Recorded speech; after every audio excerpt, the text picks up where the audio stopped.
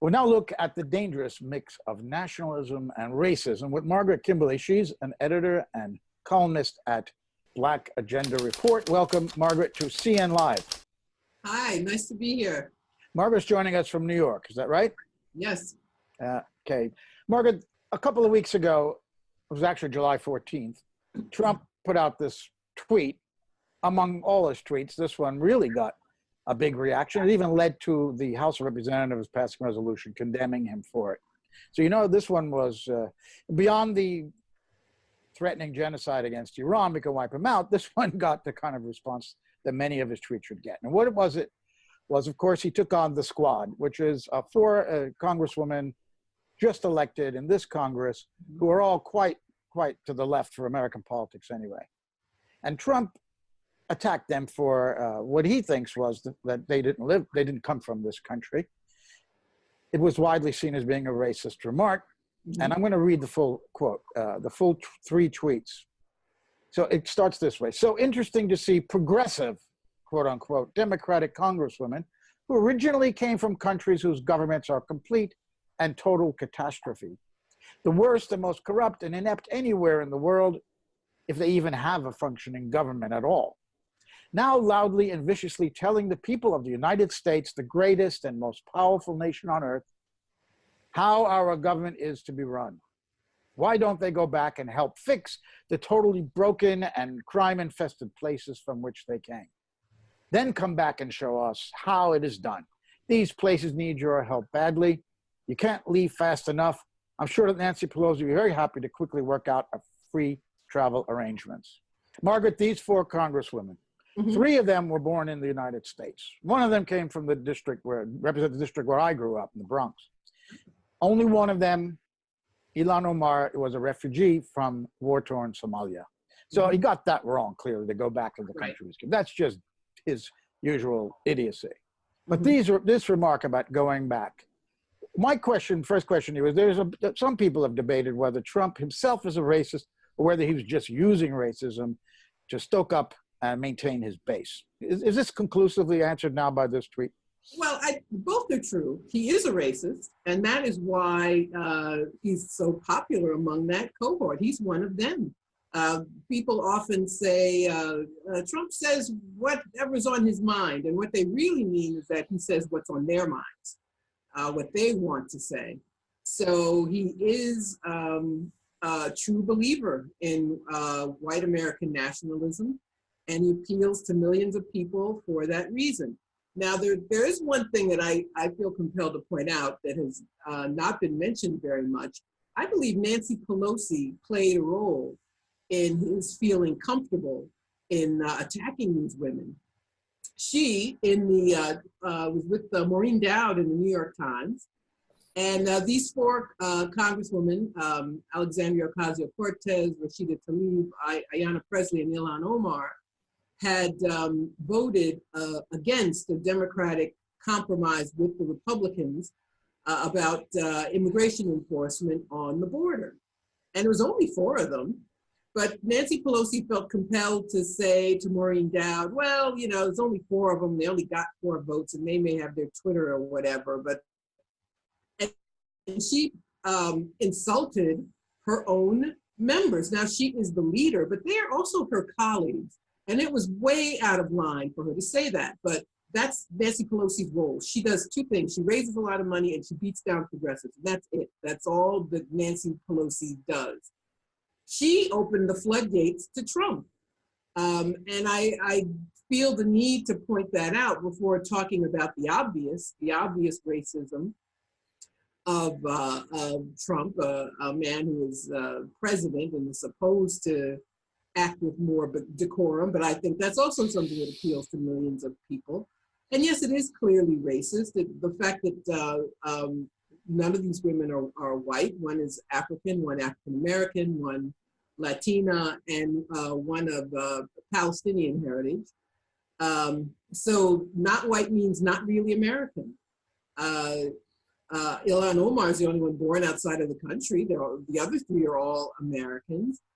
But to him and to millions of other people, it doesn't really matter because they're left, you know, for America anyway, They're on the left wing, and Nancy Pelosi beat up on them first, and I believe gave him the inspiration to start this attack.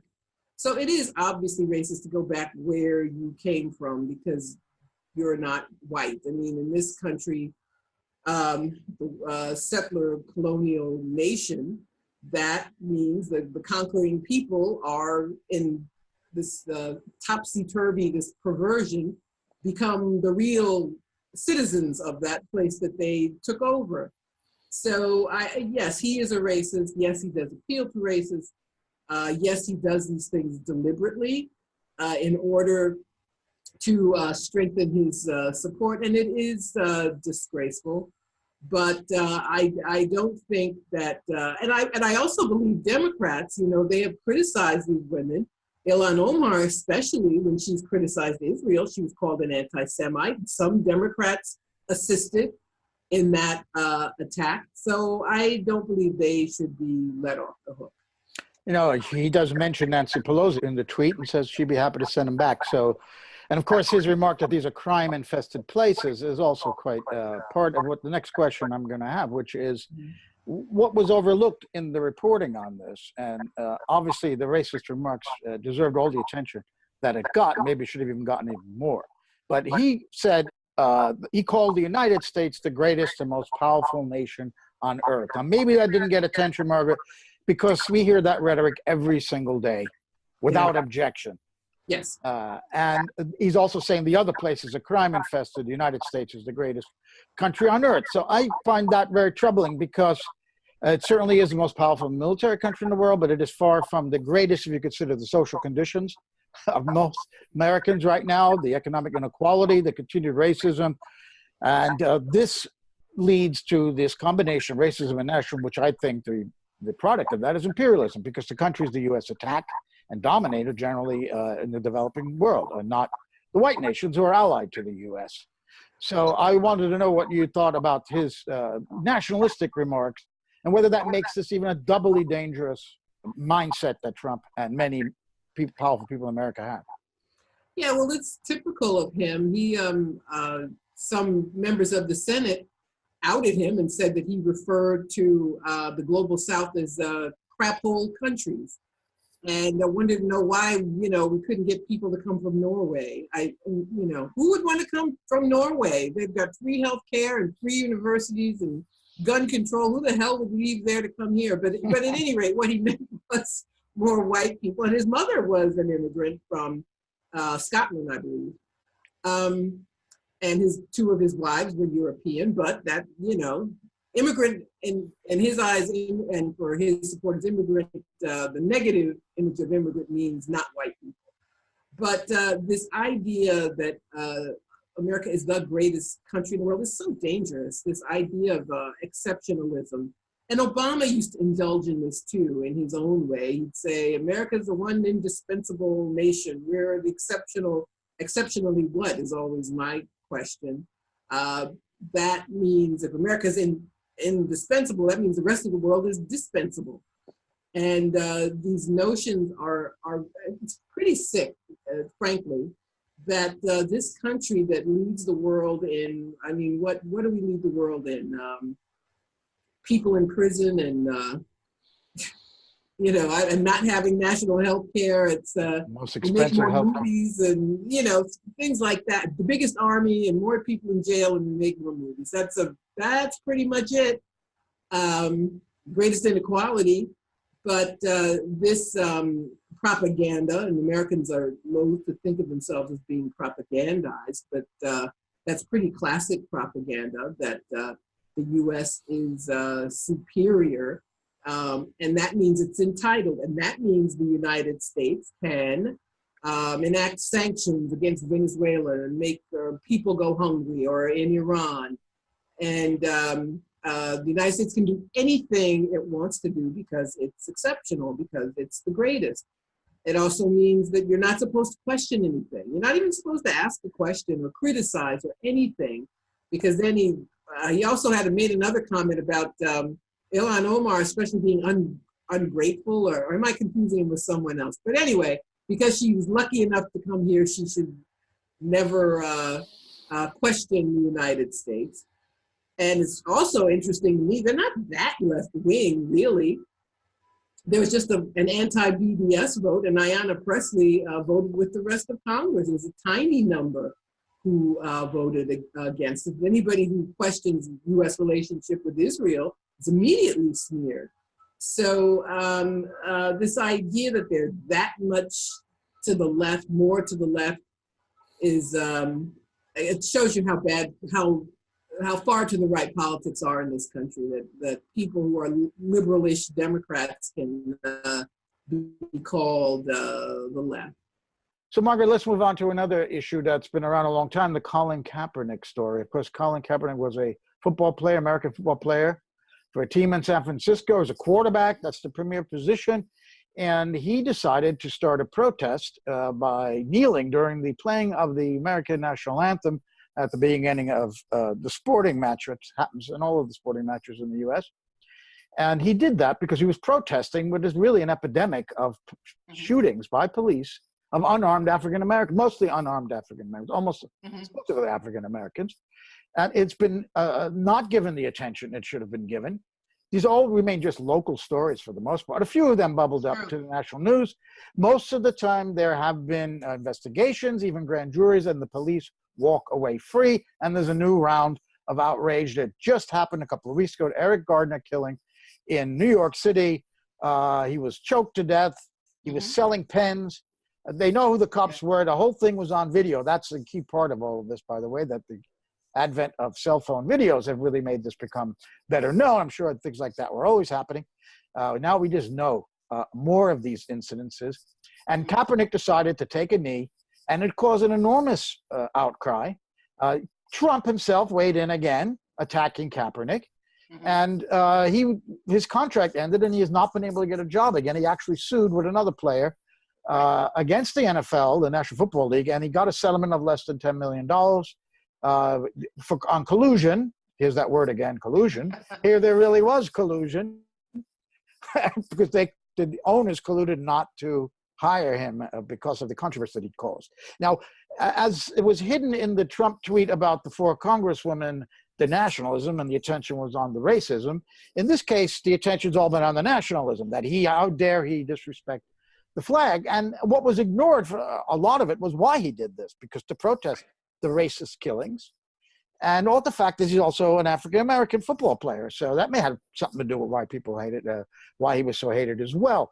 So I wanted to ask you about what's happened recently with him. He caused another controversy when Nike, the sports shoe manufacturer, made him last year, I believe, their spokesman, despite all this controversy. And their sales have gone through the roof. So it was a savvy move on their part to bring him in. But he also asked them to not not market a shoe that they had already started advertising. They were going to release it around 4th of July, which showed on the back the flag of the first U.S. flag during the Revolution, made by supposedly a woman called Betsy Ross from Philadelphia, and it has the 13 stars of the 13 colonies and then the first 13 states in a circle. It's a well-known flag to all school children, but he said, not unlike the Confederate flag, that this showed the United States when it was a slave-owning nation. And he thought people would be offensive. They pulled the shoe. It didn't hurt, again, their sales. It had a backlash against that.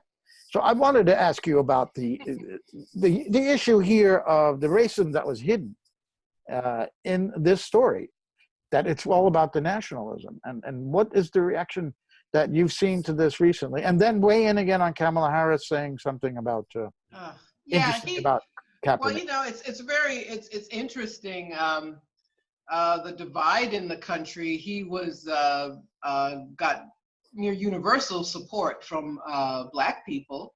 That this person took a public stand, paid a price, literally paid a price for doing that. But he is a folk hero after all, and a hero especially to younger people. So Nike knew what they were doing when they hired him as a spokesperson. But you have to give him this. He sticks to his guns, and this is something that was pretty obscure to me. but he means what he says. And I give him all the credit in the world for taking this on and making enemies, making friends and admirers, and also making enemies. But it goes back to what we were talking about before. This whole idea of American exceptionalism is very deeply rooted in the story of the American Revolution, which, if it were taught correctly, we would know that one of the impetuses for the colonies to break away from Britain, they thought Britain was going to end slavery, and there was slavery throughout the colonies at that time. It was not just the Southerners who had slavery. So he makes a very good point, a very valid point in doing that. So, and as I said, I have great respect for him, that he did not change his tune and was willing to risk losing money yet again. Kamala Harris, I mean, her comments were particularly disgraceful. There's a popular radio program, it's called The Breakfast Club, and now all the candidates go on this show. It has mostly a young, mostly Black audience, mostly urban audience, younger people, and but now it's like a can't miss campaign stop. Hillary Clinton famously claimed that she kept hot sauce in her purse on that was on The Breakfast Club, because she knew the audience was mostly Black, and although everybody laughed at her, so whatever she thought she was achieving, she didn't achieve. But Kamala Harris was on The Breakfast Club recently, going on and on about Russia and Russia dividing the country and Russia stealing the election. And she felt compelled to claim that the controversy over Kaepernick was caused by Russian bots. I mean, it was just bizarre. She made a comment on The View about how we need verified voting, which is, I agree with her, we do. These electronic voting machines are used to steal elections. But she said, well, we need paper because Russia can't hack paper. And nobody believes that at all. New York Times is trying to drum that up again, but because Mueller was such a flop, that's the reason. But at any rate, but she bizarrely claimed that the Kaepernick controversy, what were her words? It wasn't a thing, as she put it. And the Russian bots had ginned this up. And that is very offensive to me. First of all, it negates the experience of the reality of this country of police murder. The police kill 3 people every day in this country. Its average is about 1,000 people every year. One of those 3 will be Black and 2 will be some other race. I believe Native Americans actually have the worst rate of being victimized by police violence.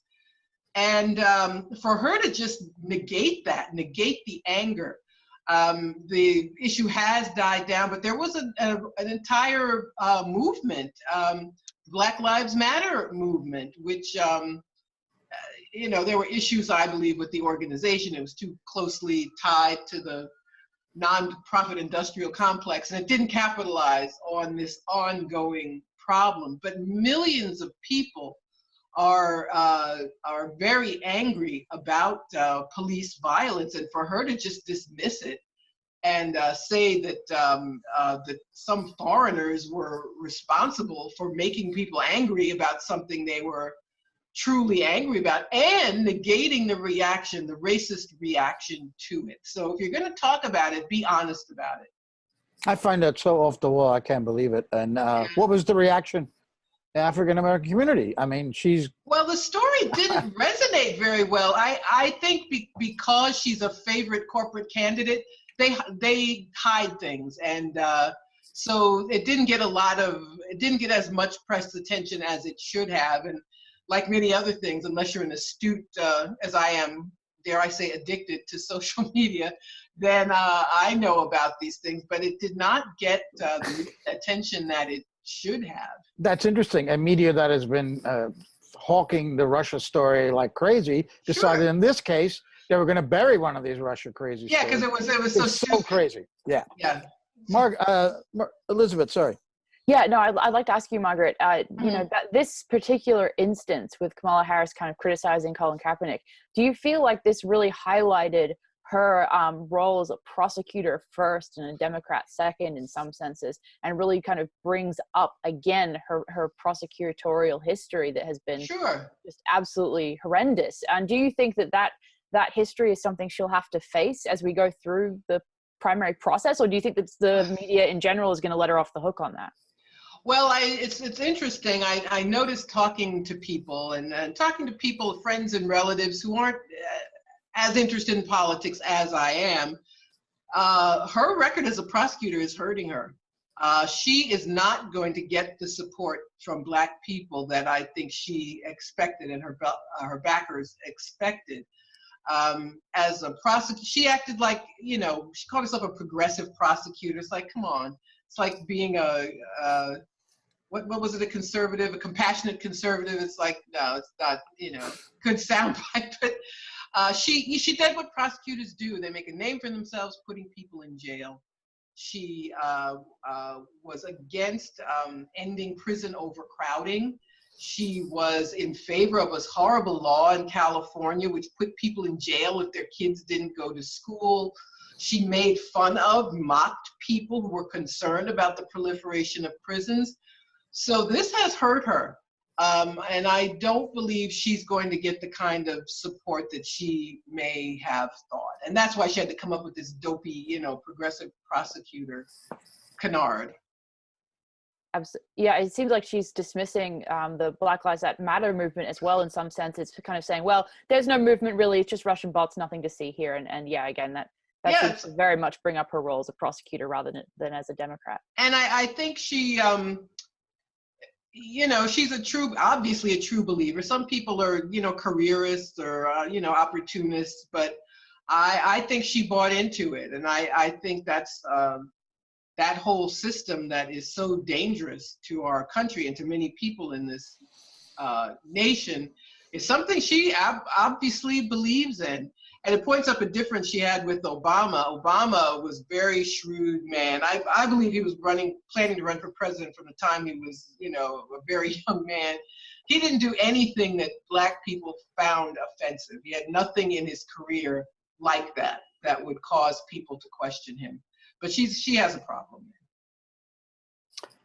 Leslie, Margaret, I'd like to bring up another candidate for the Democratic nomination, Beto O'Rourke. Now, he, a few days ago, announced that his ancestors had been slave owners, but he supports reparations to African Americans for slavery. Well, first of all, what's your reaction to that? And then I want to pick your brain a little bit about where you stand on reparations issue. Well, Beto O'Rourke, I mean, what a joke. It's, they obviously want to, I feel like they were beating the bushes to find people to run and keep Bernie Sanders from getting the nomination. He was known for losing to Ted Cruz. It's not like if a Democrat actually in the red state actually won, I could see why he would have this appeal. But he lost, and they tried to create this. I think he's been a flop. Thankfully, he doesn't really have anything to say. He's very much a conservative Democrat. As far as his ancestors being slaveholders, well, so what? I don't really care. Obviously, many Americans were slaveholders. That's how the system lasted for more than 200 years. I don't know what he means by supporting reparations. There is this bill in Congress, which is everybody talks about supporting reparations, but it's supporting a commission to study reparations. It's not even like anybody's going to get this repair. But as far as reparations, I'd say 90% of Black people are in favor of reparations. Unfortunately, we ourselves have not come to a consensus about what it means. And so the issue can be used by people who are very unscrupulous. So does it mean everybody gets a check? Does it mean is affirmative action a form of reparations? Is socialism reparations? Is it money to communities? Is it money to organizations? Is it free college? It could be any number of things. There have been organizations working on this issue for years, but I I believe that we as a group have to come to some consensus on our own. Otherwise, people like Beto O'Rourke will claim, and the other Democratic candidates will say they want to study reparations, but they don't really mean it. And even some Black politicians, John Conyers, who was in the House for decades, when Democrats were not in power, he would put forward some reparations legislation, but when Democrats had control of Congress, he wouldn't. So, as you know, the way they do many things, they want to raise the minimum wage until they can really do it, or any number of issues. So, I don't really care about Beto O'Rourke's family, but I think it's something we have to really decide on, and then it will really matter what politicians say once we say this is what it's going to mean. Well, I'm sorry to hear that there's not a consensus that has been reached, even though this has been around for a long time, this issue. Yeah, it's it is unfortunate, and I think it speaks to the weakness in the Black American polity. It speaks to the weakness caused by our attachment to the Democratic Party, where it's hard for us to think outside of the box. We've diminished our politics to the point where the only thing we reach consensus on is wanting to keep Republicans out of office. So when polls show that Black people prefer Biden, they don't really prefer Biden. It's just that they keep being told he's the most electable. And whoever we think can beat Trump, or whoever we're told can beat Trump, is the person who will get our support. Conversely, Bernie Sanders, every single issue that he puts forward is something Black people want. You will not hear a Black person say, no, we shouldn't have free college. No, we shouldn't have Medicare for all. But we're told he can't win. And so I keep reading that Black Democrats are more conservative. That's not true. We have just denied our politics, and that is all that it consists of. And that means that developing real political agendas like reparations has taken a backseat. Unfortunately, Sanders, I think, opposes reparations. But well, he says something interesting. He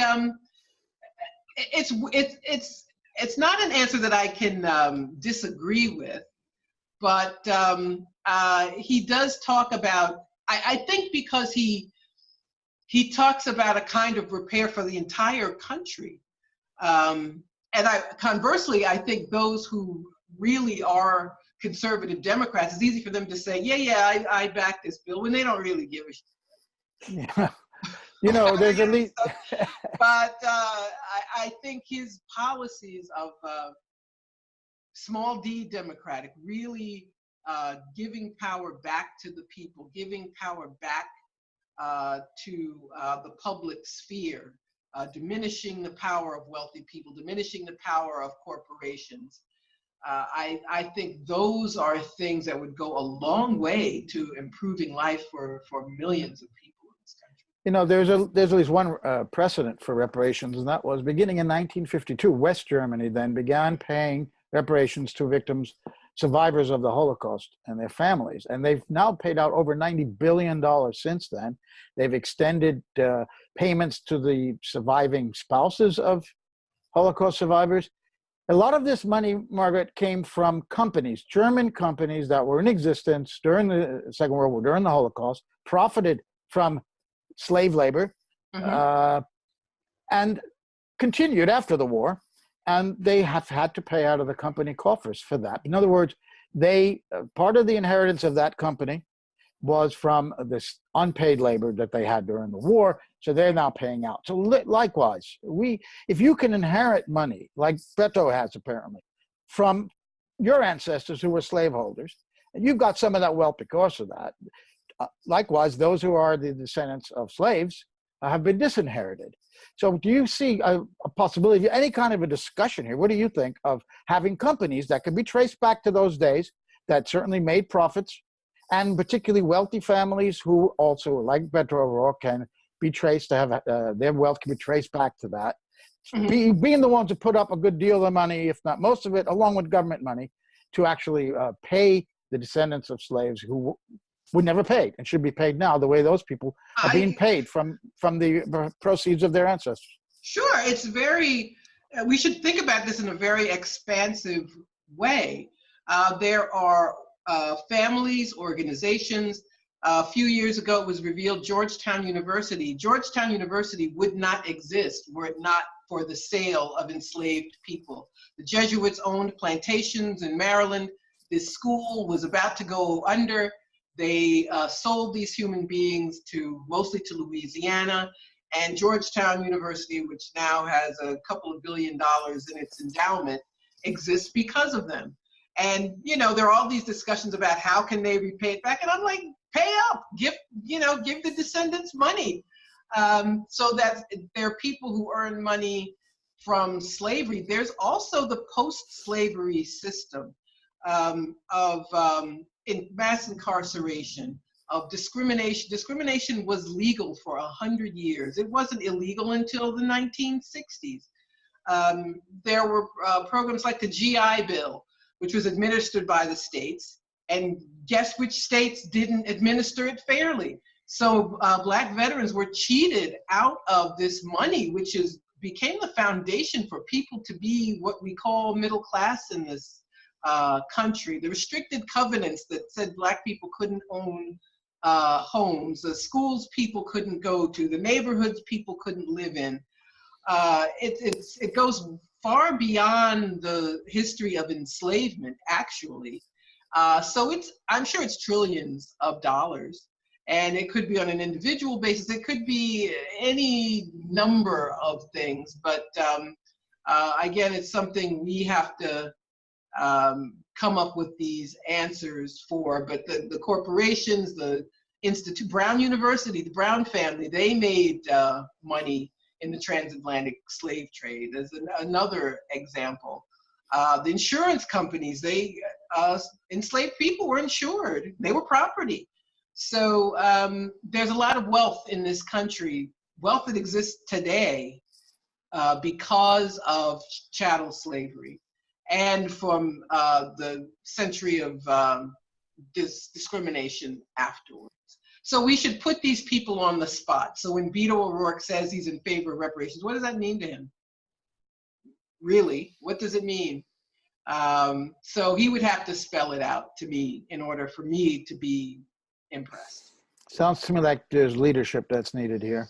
There's some leadership on both sides here. Well, yeah, and we have, as we say in Black Agenda Report, most Black politicians and the traditional civil rights organizations, we call them the Black misleadership class. They're the ones who take up all the air in the room, the ones who talk about having a seat at the table, and it could be those individuals having a seat at the table.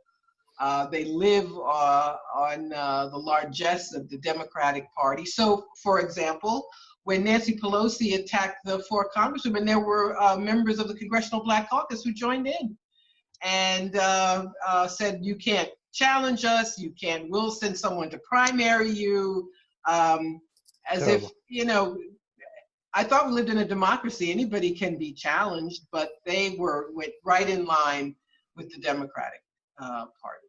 But there are groups like INCOBRA and others that have been working on this, and so yes, they are going to step forward. Elizabeth.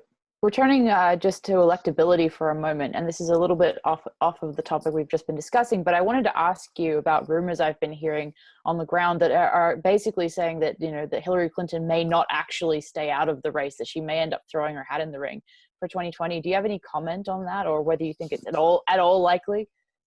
Yeah, that rumor floats from time to time. I think people will reject her. I actually kind of hope it happens so she can disappear once and for all. I wouldn't be surprised if she did. She clearly never accepted her defeat, accepted her responsibility for her defeat. She spent most of 2016 trying to hide her dirt, trying to create dirt on Trump, and then didn't do the basics of getting out the vote. And having raised more than $1 billion, couldn't get 80,000 more votes. That's roughly the margin she lost by in the 3 states that flipped, Wisconsin, Michigan and Pennsylvania. So she's done. And I blame Democrats too for indulging her. Once she lost, she should have been a footnote in history. People should have moved on. But she's hung around, and she's a poison. She poisoned people against Bernie Sanders. She has, if she was going to stick around, it should have been to bring the party together, and she could emerge as the hero in defeating Trump. But she doesn't have it in her. That's not in her. But So she's to blame for having lost. So no, she should stay out, and Democrats, I believe, will reject her. Will find a way to tell her to stay out. the question is, how much power do the Clintons, including her husband, still have in the party in terms of raising money and whatnot? Will the candidates have to go and kiss her ring in order to become the nominee? And if that happens and there's no clear front runner, she might survey the field and say, you know, none of you are good enough. I'm going to have to come in. She'll get this all set up in advance, so there's a demand for her. So it looks like she reluctantly is going in. I contended if she could walk, she's going to run. I mean, that's what I've been. Well, I wouldn't be surprised if she did. I don't know. I think some of them that has already happened. I think these candidates have already gone to talk to her. But I don't know if she has that kind of power. And I just think she would be rejected ultimately by Democratic vote. And I think, the check bundlers, those people, they've moved on. And she's a very polarizing figure. I don't think it would work. I wouldn't put it past her to think about it, but it wouldn't work. I'll put it that way. I wouldn't be surprised if she's not thinking about it right now. Margaret Kimberley joined us from New York to talk about a range of issues. And I thank you for joining us on CN Live. Thank you so much.